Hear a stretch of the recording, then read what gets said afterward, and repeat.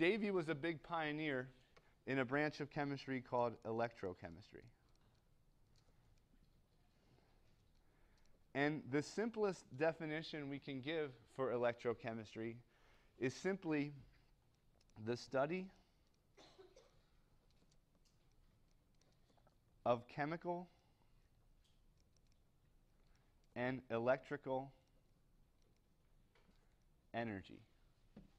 Or more specifically, the conversion between chemical energy and electrical energy. Are these reactions going to occur spontaneously? Are they non-spontaneous? If they're non-spontaneous, what do we have to do to make them become spontaneous? So there's a couple processes that we're going to look at. And we kind of, put these into two categories. Category number one of electrochemistry is the generation of an electric current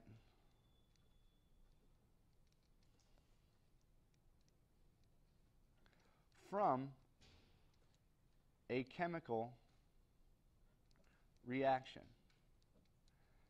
And these reactions are redox reactions or oxidation reduction reactions. And they were introduced to us way back in section 4.4 of our textbook. So we briefly talked about oxidation states and oxidation reduction in the conductivity lab that you guys analyzed. So if you still need to brush up on your oxidation states, look back in section 4.4 of the textbook. And I would highly recommend you read through those and do the first couple tutorials on mastering chemistry. So the first type is this generating an electric current from a particular chemical process. This type of process is sometimes referred to as a galvanic or voltaic cell. And in a galvanic cell, it's a device in which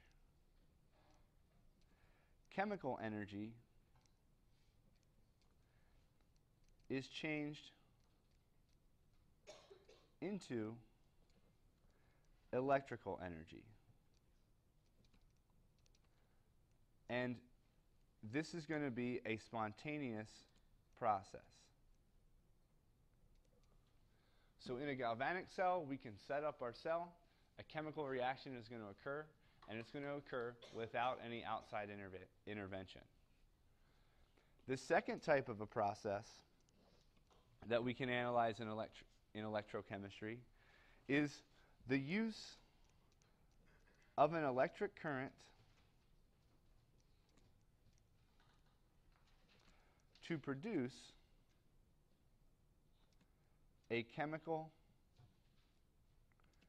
change.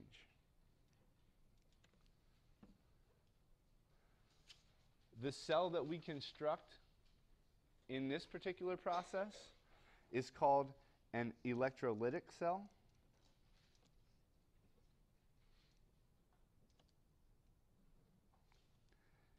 And in an electrolytic cell, electrical energy is changed into chemical energy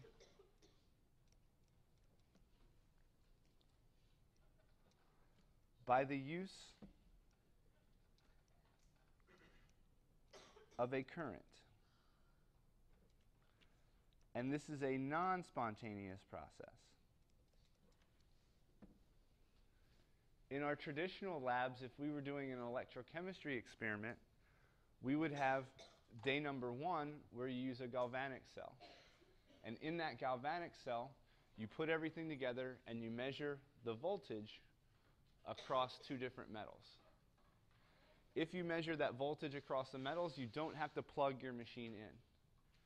The electrolytic cell that the students would perform on day number two, you have to plug this machine into the wall because you're taking a non-spontaneous reaction and using electrical energy to produce some type of a change. This is the type of process when you electroplate like a spoon or your chrome wheels on a particular car. The chrome doesn't just jump right onto the tire. You have to use an electroplating process in order to do that. So these are the type of processes that we have, and the question is, how do we take these two observations that we talked about and build a cell or build a battery that can actually function and capture this flow of electrons? So we have to come up with some type of convention in order to do this. So the convention that we come up with is to write these overall chemical reactions into two half reactions. So typically we have an oxidation half reaction where we show the species that's being oxidized. In this case, zinc as a solid has an oxidation state of 0. That zinc solid gets converted into zinc ions in solution. If we have a zinc 2+ cation, its oxidation state is +2. If our oxidation number or our oxidation state goes from 0 to +2, it's being oxidized. To balance this half reaction, we have to show the 2 electrons that are being transferred. If we have an oxidation half reaction, or if oxidation occurs, reduction also has to occur in that particular reaction. So here we have copper 2+ as aqueous ions in solution, plus 2 electrons is going to give us copper solid. In this case, the copper goes from an oxidation state of +2 to an oxidation state of 0. When we have an overall chemical reaction, we need to add up both of the half cell reactions. So in this particular case, we're going to have zinc solid plus copper 2+.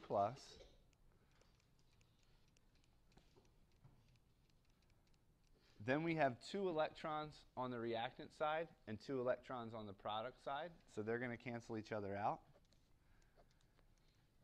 And the products then are going to be zinc 2+ in aqueous solution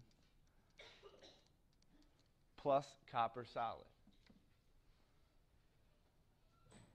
So this is our overall chemical reaction for the spontaneous process that's occurring here.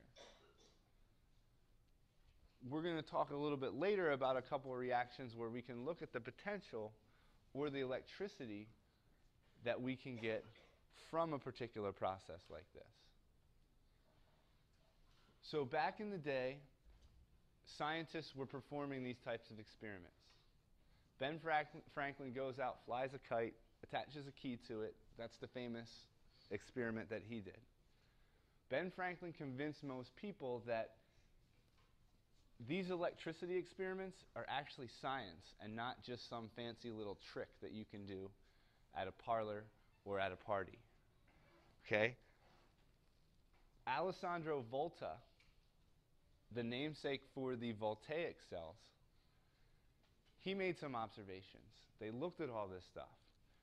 I can tell you guys this because you're not performing this experiment this quarter, but if he wrote down that if you take dissimilar metals or different metals and touch them to your tongue, you get this like bitter taste in your mouth. He also said that if you take these metals and put them up into your eye and touch them to your eye, you get these flashing sensations. So what the heck is this stuff doing? And, you know, another thing is, why the heck are these guys doing this stuff, right? I mean, putting metals in your eyes is a lot safer than going out and trying to fly a kite in a lightning storm. Because Ben Franklin gets a lot of credit. He also should get credit for having the poor souls that tried to repeat his experiment that got struck by lightning and got electrocuted and died. So how do we take this chemical energy and put it to good use? And that's one of the things that we're still talking about today. And back in the day, we came up with these alkaline or these nickel-cadmium batteries. Nickel-cadmium batteries were awesome if you had a device like I did back on the school bus in middle school called a Walkman. They played these things called cassette tapes. Okay? I thought I was the coolest kid on the school bus listening to MC Hammer every day. All right? Then they came out with these CD players, right? And the batteries that used to be awesome for this Walkman and last forever, they were dead in minutes. Go out and buy these old little Duracell batteries before they get all vamped up and try to put them in your digital camera and see how long they last. We blow through batteries like this all the time. So we can't even power a little tiny screen on a camera, let alone the big screen over here on a laptop. So how do we improve the quality? They came out with these lithium-ion batteries, right? And the first thing that happened was the reactions were so exothermic, they got so hot that your computer would catch on fire. So Dell had to recall all of these batteries back. Okay? How can we effectively put to use chemical energy and use it for electrical energy? There's a big balance that we have to use. So before we can jump into all the battery stuff, we have to set the foundation with what we would describe as a cell. And we can look at various cells, and we can describe what's going on. If you look in the figures of your textbook, chemists have a little convention of how they would set these things up and what they would look like.